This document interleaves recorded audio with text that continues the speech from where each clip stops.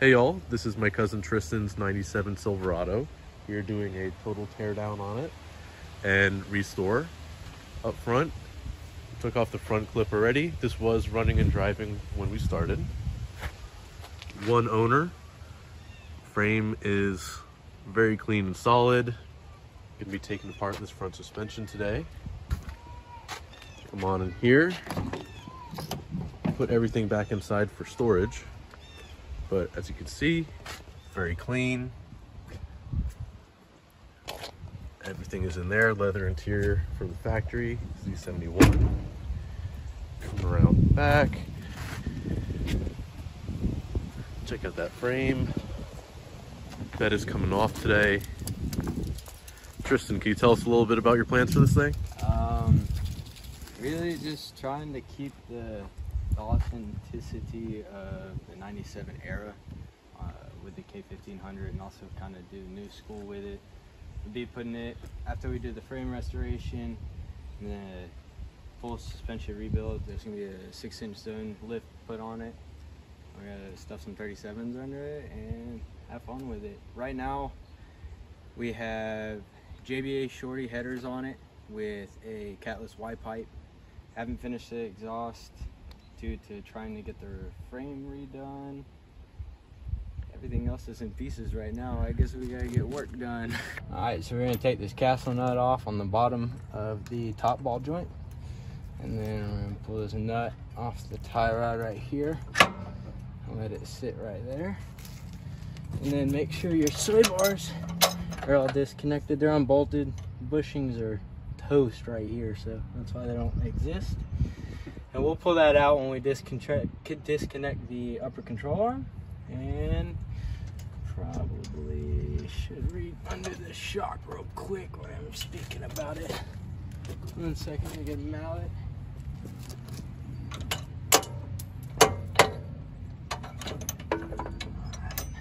Alright, free right there.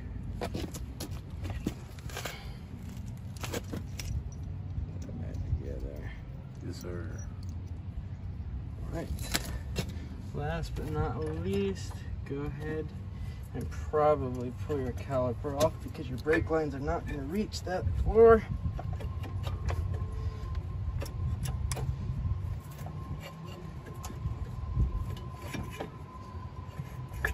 Set it up there. And then go ahead and lower your jack underneath your lower ball joint, and she should separate. Just like that. Go ahead and pull all your sway bars, nuts up on that, and then we'll disconnect the speed sensor. Go ahead and disconnect pretty much the rest of the front suspension, and we'll get back with you.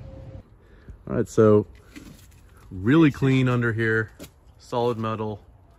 What are we doing next, Tristan? We're gonna drop the rear axle from the leaf springs. The drive shaft we gotta pull out. We're gonna completely remove the rear axle, or get everything resealed and get it all cleaned up and painted. We're gonna drop the fuel tank and get this nasty, grimy shit off and cleaned and new. And then we gotta start sanding the frames. All right, cool. Let's start with disassembly.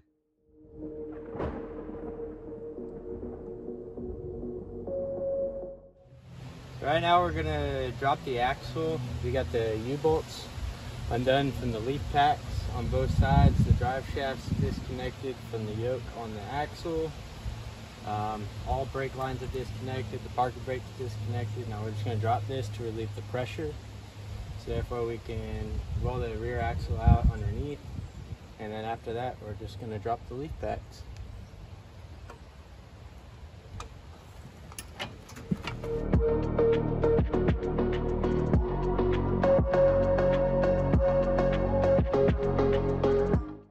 So now we got the rear axle off and out from underneath the truck. We're gonna focus on getting these leaf packs now that there's no tension or weight on them.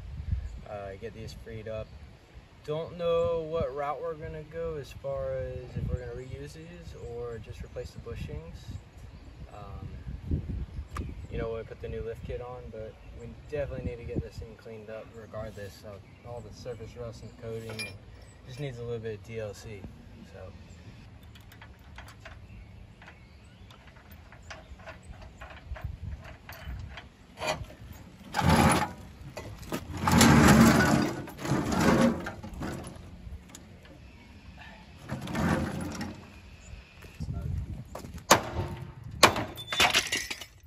Beautiful.